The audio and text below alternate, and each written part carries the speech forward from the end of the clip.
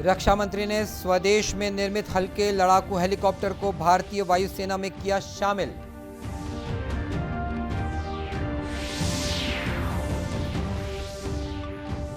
बिलासा देवी केवट हवाई अड्डा चकरभाटा से बिलासपुर इंदौर बिलासपुर विमान सेवा शुरू।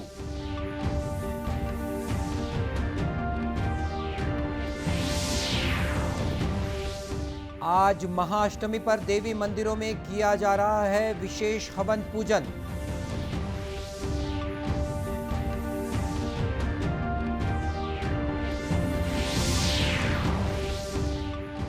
और प्रदेश में अगले 1-2 दिनों में कई स्थानों पर हल्की से मध्यम बारिश होने की संभावना।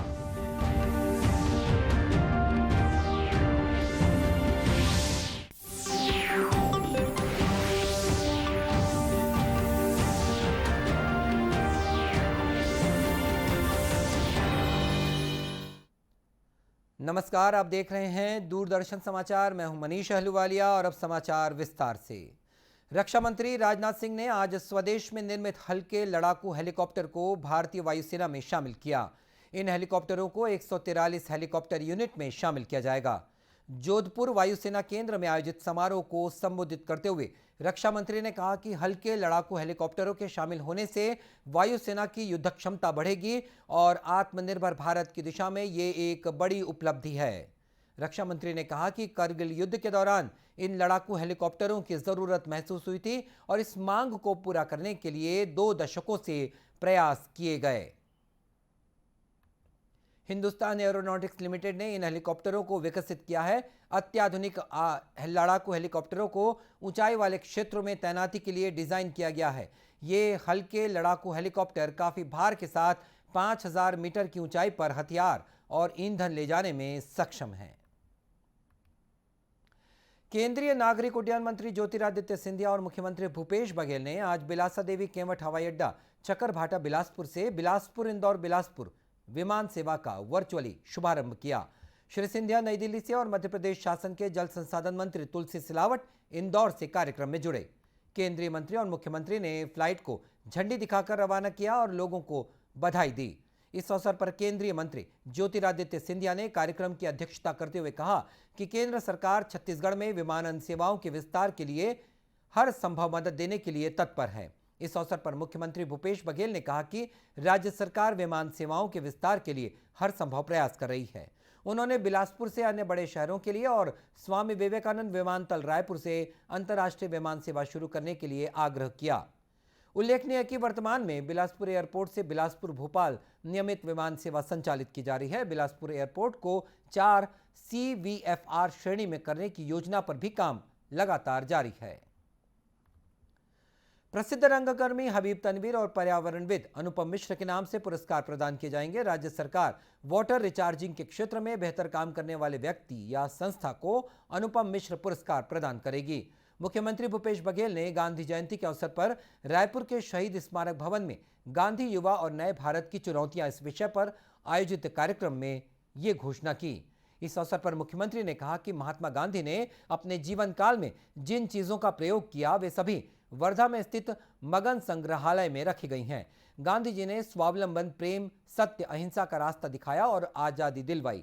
मुख्यमंत्री ने युवाओं से कहा कि वे अपना समय और ऊर्जा नए विचारों और कार्यों के लिए खर्च करें। गांधी जी भी चाहते थे कि युवा आत्मनिर्भर बने, स्वावलंबी बने, आगे बढ़ें और इन्हीं विचारों को लेकर गांधी जी भी स्वयं आगे बढ़े। जशपुर जिले में छत्तीसगढ़ और झारखंड की अंतर्राज्यीय सीमा पर स्थित नीम गांव और इसके आसपास के क्षेत्र में पुलिस पेट्रोलिंग व्यवस्था को और अधिक चुस्त किया जा रहा है। इसके साथ ही पतरा टोली में पुलिस बैरियर स्थापित करने की तैयारी भी की जा रही है। नीम गांव में ग्रामीणों के साथ हुई बैठक के बाद पुलिस अधीक्षक डी रविशंकर ने अधिकारियों को इस संबंध में आवश्यक कार्रवाई करने के निर्देश दिए। बैठक में पुलिस अधीक्षक ने बताया कि तस्करों के साथ ही संदिग्ध लोग भी इन दिनों नजर आने लगे हैं। उन्होंने ग्रामीणों को आश्वस्त किया कि तस्करों के खिलाफ कड़ी कार्रवाई की जाएगी। एक महत्वपूर्ण बैठक हुई जिसका मुख्य मुद्दा ये था कि किस किस्म से जो है ये ट्रांसपोर्टर जो तस्करियां हो रही है उसको रोका जाए। लोगों के साथ में संवाद हुआ और संवाद के बाद में इन बिंदुओं को तय किया गया कि जो ग्राम रक्षा समिति होती है पुलिस की उसको मजबूत किया जाए। उसके अलावा इन लोगों को सेल्फ डिफेंस में ट्रेन किया जाए, लोगों को जो बाहर से यहाँ पे आ रहे हैं उनको आइडेंटिफाई किया जाए, इंफॉर्मेशन नेटवर्क मजबूत किया जाए, व्हाट्सएप ग्रुप बना के जो इंफॉर्मेशन है उसको शेयर किया जाए, लोकल थाने चौकी से संपर्क बनाया जाए और एक रात में पेट्रोलिंग यहाँ पे स्थापित की जाएगी। पुलिस अधीक्षक ने ग्रामीणों को ऑनलाइन होने वाली ठगी की घटनाओं की विस्तार से जानकारी दी। उन्होंने एटीएम बूथ पर रुपए निकालने के दौरान किसी अनजान व्यक्ति से सहायता न लेने और मोबाइल में ओटीपी पासवर्ड शेयर न करने की अपील लोगों से की। और अब लेते हैं एक छोटा सा विराम, बाकी के समाचार इस संदेश के बाद।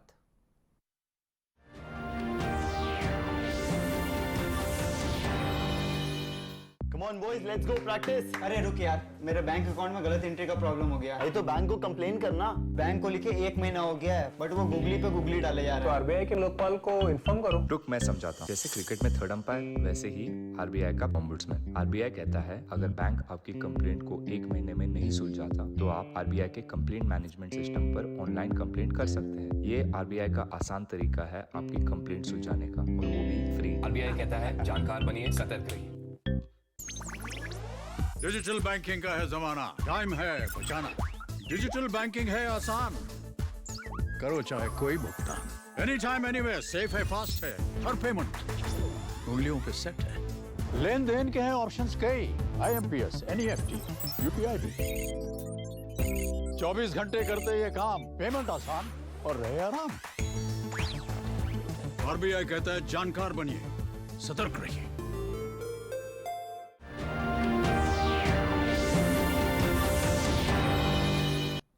और ब्रेक के बाद एक बार फिर स्वागत है आपका दूरदर्शन समाचार में।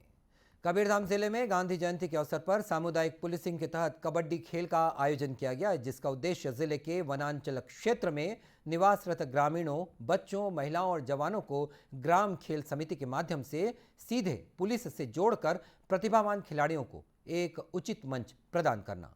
इस अवसर पर खिलाड़ियों को कबीरधाम पुलिस द्वारा खेल किट का वितरण भी किया गया। इस मौके पर ग्राम खेल समिति के कुल 450 गांवों की 900 टीमों से 7,200 खिलाड़ियों ने एक साथ निर्धारित समय पर अपने अपने गांव में कबड्डी खेलकर एक कीर्तिमान रचते हुए golden book of world record में पुलिस ग्राम खेल समिति का नाम दर्ज भी कराया। शहर के छिरपानी ग्राउंड में आयोजित कबड्डी प्रतियोगिता में शामिल होकर golden book of world record का खिताब सोनल शर्मा द्वारा कबीरधाम पुलिस अधीक्षक डॉक्टर लाल उम्मेद सिंह को सौंपा गया। नवरात्रि का आज 8वां दिन है। आज महाअष्टमी है और महाअष्टमी पर आज देश के विभिन्न हिस्सों में धार्मिक उत्साह के साथ मंदिरों में पूजा अर्चना की जा रही है। परंपरागत रूप से नवरात्रि का त्यौहार 9 दिनों तक मनाया जाता है और कई जगहों आज महाअष्टमी के दिन कन्या पूजन भी किया जाता है। छत्तीसगढ़ में भी महाअष्टमी के अवसर पर देवी मंदिरों में विशेष पूजा अर्चना की जा रही है।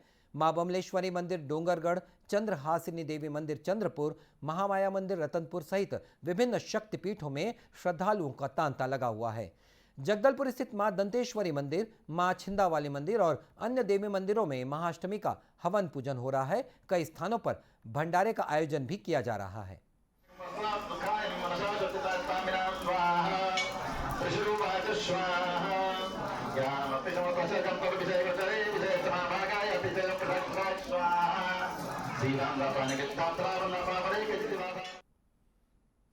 इधर राजधानी रायपुर स्थित देवी मंदिरों में भी सुबह से ही श्रद्धालुओं की भीड़ देखी जा रही है, तो वहीं नवरात्र पर जगह जगह गरबों का आयोजन भी किया गया है। छत्तीसगढ़ राज्य बाल कल्याण परिषद द्वारा सप्रेशाला परिसर में गरबा का आयोजन किया गया। इसमें दिव्यांग बच्चों ने विशेष अंदाज में गरबे की प्रस्तुति दी।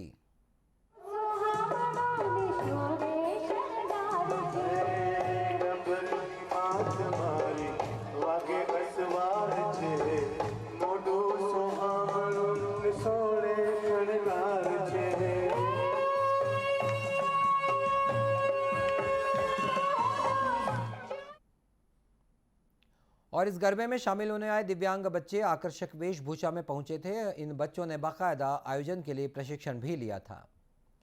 विज्ञान के प्रति स्कूली बच्चों में रुचि पैदा करने के उद्देश्य से राजनांदगांव के वाइडनर स्कूल में कला और विज्ञान प्रदर्शनी का आयोजन किया गया। प्रदर्शनी में विद्यार्थियों ने 500 से अधिक रोचक मॉडल प्रस्तुत किए। प्रदर्शनी में गणित, भौतिक और विज्ञान सहित कला का समावेश भी देखने को मिला।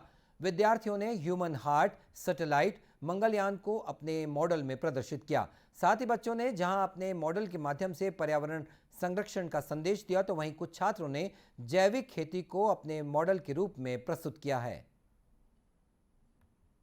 रिसर्च कर रहे हैं उसमें, तो अभी इसरो ने भेजा था मंगलयान उसको रिसर्च करने के लिए, तो उसमें उन्होंने देखा कि मीथेन गैस वाटर प्रेजेंट है, जिससे हम लोग कुछ कर सकते हैं। ऑक्सीजन के लिए हम लोग एक केमिकल डाल सकते हैं, तो उसी के लिए अभी रिसर्च चल रही है। अगर ऐसा होता है कि वहाँ पे एक प्लेनेट है और नासा ने सोचा कि 2033 में एक कॉलोनी बनाएंगे, तो अभी उसी में रिसर्च चल रही है। मैं ह्यूमन हार्ट बनाई हूँ, उसमें जानकारी की ब्लड जो है वो कैसे फ्लो होता है, उसमें ये जानकारी है ह्यूमन हार्ट में। एंड उसमें जितने पार्ट्स हैं हमारे बॉडी में वो सब हम जान सके, इसलिए ह्यूमन हार्ट का मैंने डायग्राम ऐसे प्रोजेक्ट बनाया है। सर ये 3 stage medium lift launch vehicle है और जिसकी हाइट है 43.43 मीटर एंड जिसका वेट है 640 टन्स एंड इसका विड्थ है 4 मीटर एंड डायमीटर है 6 मीटर। एंड ये जो मॉडल है इसका ये और इसके साथ एक और मॉडल है स्पेस एक्स का जिसका नाम है फैल्कॉन हैवी, और ये हैवी रीयूजेबल सैटेलाइट लॉन्च करने के काम आता है। स्कूल के प्राचार्य थॉमस टीसी ने बताया कि स्कूली बच्चों में विज्ञान के प्रति रुचि पैदा करने और उनके हौसले को बढ़ाने के उद्देश्य से कला और विज्ञान प्रदर्शनी का आयोजन किया गया है। एक योजना बनाया था कि बच्चों की निपुणता को दिखाने के लिए, उसके जो बढ़ती उत्सुकता को और जोर देने के लिए, नया आविष्कार के लिए हमने एक साइंस एंड आर्ट्स का एग्जीबिशन वेटरन मेमोरियल स्कूल में रखा है कि इसमें से हमको पता चलता है बच्चों के अंदर में कितना निपुणता है कि नया चीज़ खोजने के लिए और नए चीज़ बनाने के लिए उन लोग कितना उत्सुक हैं और बहुत तत्परता से, बड़ी उत्साह से उन्होंने अपने ये काम यहाँ किए हैं। अभिभावकों ने प्रदर्शनी का अवलोकन कर उसकी सराहना की। और अब बात कर लेते हैं मौसम की। मॉनसून भले ही विदाई के अंतिम पड़ाव पर है, लेकिन बारिश की संभावनाएं अभी भी बनी हुई हैं। प्रदेश में इन दिनों बारिश की गतिविधियां लगातार जारी हैं। मौसम विभाग के ताजा पूर्वानुमान के अनुसार आगामी 24 घंटों के दौरान प्रदेश में कई स्थानों पर हल्की से मध्यम वर्षा होने की संभावना जताई गई है। वहीं 1-2 स्थानों पर गरज चमक के साथ आकाशीय बिजली गिरने की चेतावनी भी दी गई है। इसके अलावा अगले 1-2 दिनों में अनेक स्थानों पर गरज चमक के साथ हल्की से मध्यम वर्षा और 1-2 स्थानों पर भारी वर्षा होने का अनुमान है। इस बीच प्रदेश में बीते 24 घंटों के दौरान कई स्थानों पर हल्की से मध्यम वर्षा दर्ज की गई। राजधानी रायपुर में आज रुक रुक कर बारिश हुई। वहीं आसमान में दिन भर बादल भी छाए रहे हैं।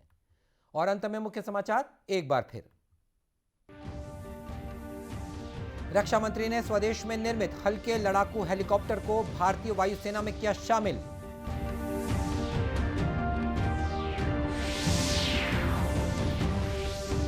बिलासा देवी कैंवट हवाई अड्डा चकरभाटा से बिलासपुर इंदौर बिलासपुर विमान सेवा शुरू।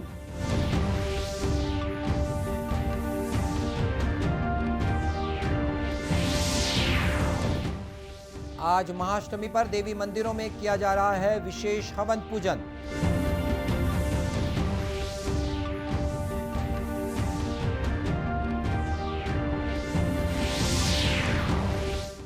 और प्रदेश में अगले 1-2 दिनों में कई स्थानों पर हल्की से मध्यम बारिश होने की संभावना। और इसी के साथ ये समाचार बुलेटिन समाप्त हुआ। नमस्कार।